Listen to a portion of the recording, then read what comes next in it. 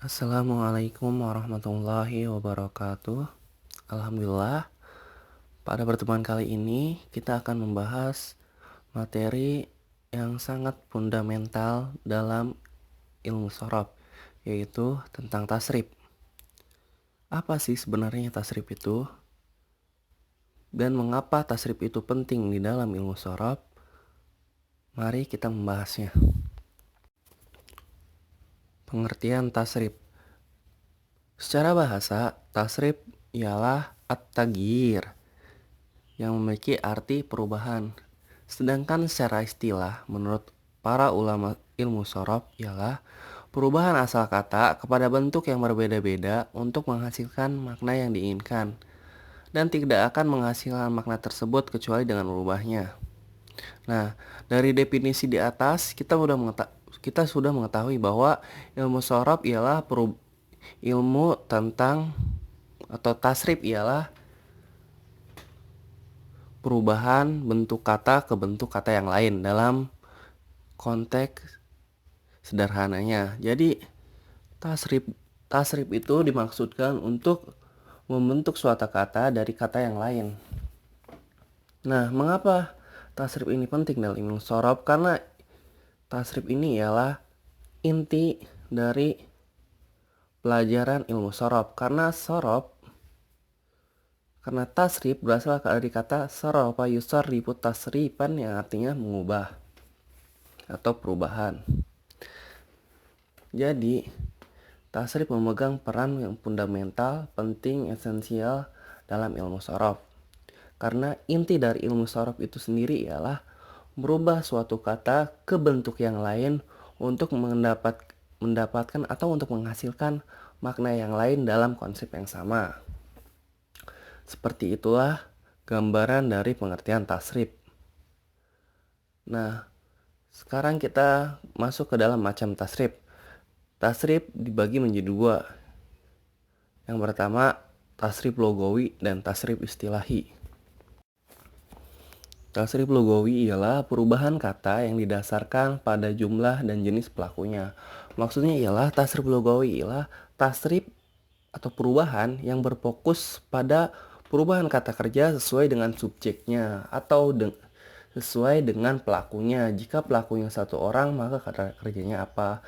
Misal kalau pelakunya 2 orang atau pelakunya banyak orang dan itu perempuan, kata kerjanya apa? Nah, tasrif logawi ini sudah kita pelajari pada materi-materi sebelumnya, yaitu pada materi fi'il madi dan tasrif logawinya, fi'il mudhari dan tasrif logawi, dan fi'il amr dan tasrif logawinya.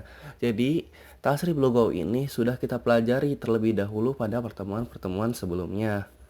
Dan tasrif ini mempunyai peran penting dalam penyusunan sebuah jumlah atau sebuah kalimat. Karena kata kerja yang kita gunakan harus sesuai dengan pelaku yang kita maksudkan atau subjek atau fa'il yang kita maksudkan.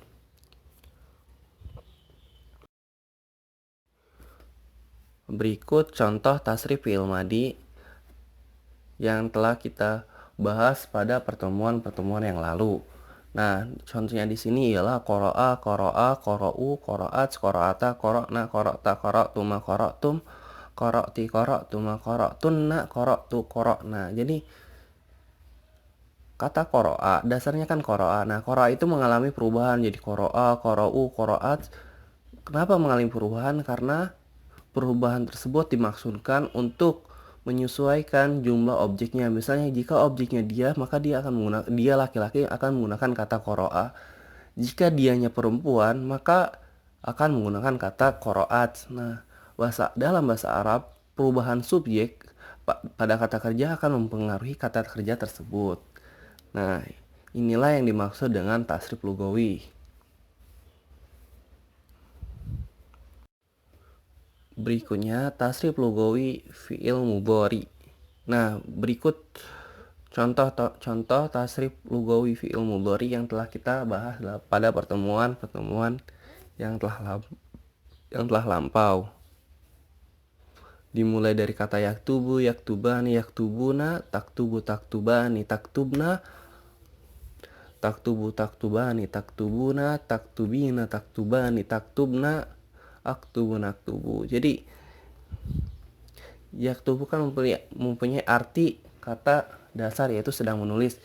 Jika dia yang menulis, maka kata kerja yang digunakan yaktubu. Jika kita yang menulis, kita atau kami, maka kita akan menggunakan kata naktubu. Jika failnya atau subjeknya saya yang menulis atau saya yang sedang menulis, maka kita akan menggunakan kata aktubu. Seperti itulah contoh tasrif lugawi fi'il mudhari. Jadi tasrif lugawi telah kita pelajari pada pertemuan-pertemuan yang lalu. Tasrif yang kedua ialah tasrif istilahi. Tasrif istilahi ialah suatu perubahan kata dari satu bentuk ke bentuk yang lainnya dengan makna yang berbeda-beda tetapi tetap dalam satu konsep makna yang sama. Nah, berikut contoh tasrif istilahi dalam bahasa Indonesia. Yang pertama, tasrif istilahinya ialah pukul sedang memukul, pukulan yang memukul, yang dipukul, pukulah, jangan dipukul, tempat pukul, dan alat memukul. Yang kedua ialah makan sedang makan, makanan yang memakan, yang dimakan, makanlah, jangan dimakan, tempat makan, dan alat makan.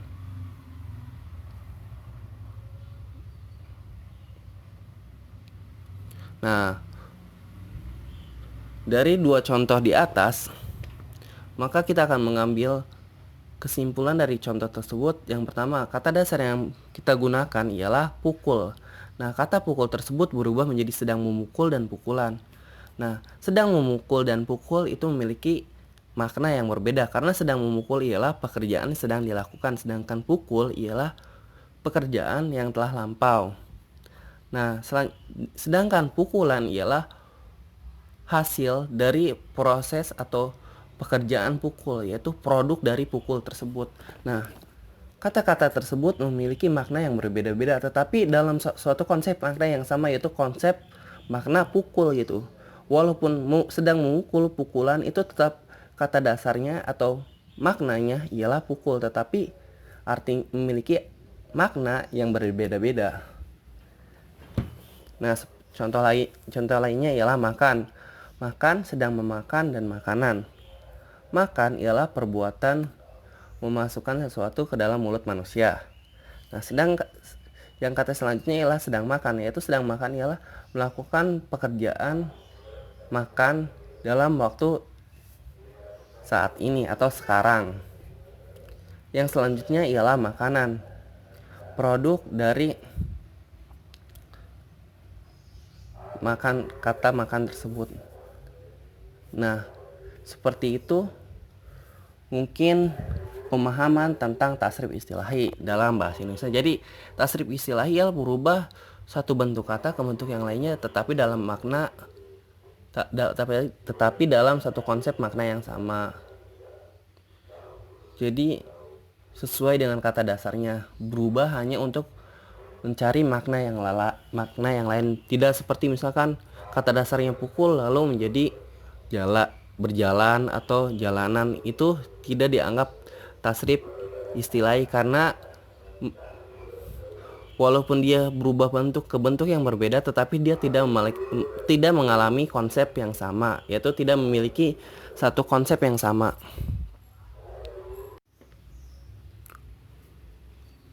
Alhamdulillah, mungkin sekian dari saya tentang pembahasan mengenai tasrif lugawi dan tasrif istilahi. Pada pertemuan selanjutnya kita akan membahas lebih rinci dan lebih mendalam tentang tasrif istilahi dan tasrif istilahi dalam bahasa Arab.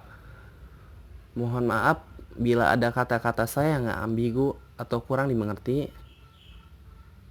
Akhirul kalam, fastabiqul khairat.